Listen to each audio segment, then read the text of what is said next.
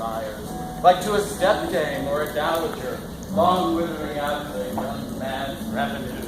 For days will quickly steep themselves in night, for night will quickly dream away the time, and then the moon, like to a silver bow new bent in heaven, shall behold the night of our solemnity.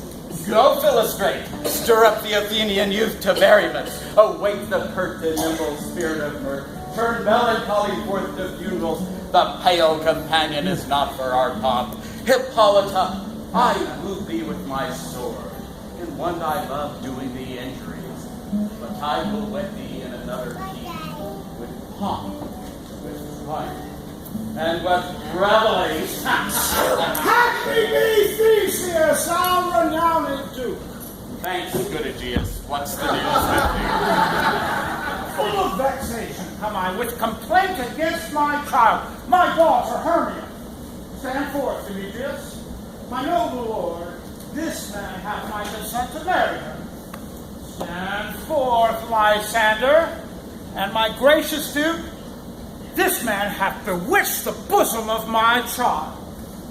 Thou, Lysander, thou hast given her rhymes and interchanged love tokens with my child. Thou hast by moonlight at her window sung with feigning voice verses of feigning love, and stolen the impression of her fancy with bracelets of thy hair, rings, gauds, conceits, gnats, trifles, nosegays, sweetmeats, messengers of strong prevailment and unhardened youth.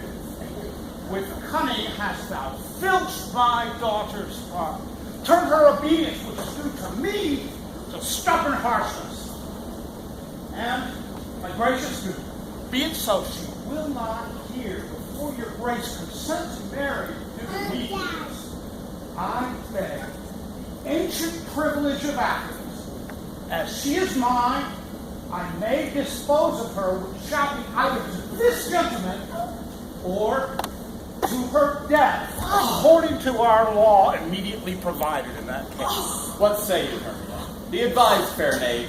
To you your father should be as a god, one that composed your beauties, yea, and one to whom you are but as a form in wax, by him imprinted, and within his power to leave the figure or disfigure it. Demetrius is a worthy gentleman. So is Lysander. In himself he is, but in this kind, wanting your father's voice, the other must be held the worthier. I would my father looked but with my eyes. Brother, your eyes must with his judgment look. I do entreat your grace to pardon me.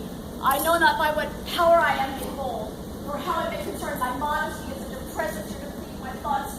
But I beseech your grace that I may know the worst that will befall me in this case if I refuse to wed Demetrius. Either to die the death, or to abjure forever the society of men. Therefore, fair Hermia, question your desires, know of your youth, examine well your blood, whether, if you yield not to your father's choice, you can endure the livery of a nun. Try to be in shady cloistered youth, to live a barren sister all your life, chanting faint hymns to the cold, fruitless moon. Thrice blessed they that master sow their blood to undergo such pilgrimage. But earthlier happy is the rose distilled than that which, withering on the virgin thorn, grows, lives, and dies in single blessedness. So will I grow, so live, so die, my lord. For I will feel my virgin faith now but to his lordship, whose unwishing yoke my soul consents not to give sovereignty. Take time to pause, and by the next new moon, the sealing day betwixt my love and me for everlasting bond of fellowship, upon that day, either prepare to die for disobedience to your father's will, or else to wed Demetrius as he would. Or, on Diana's altar,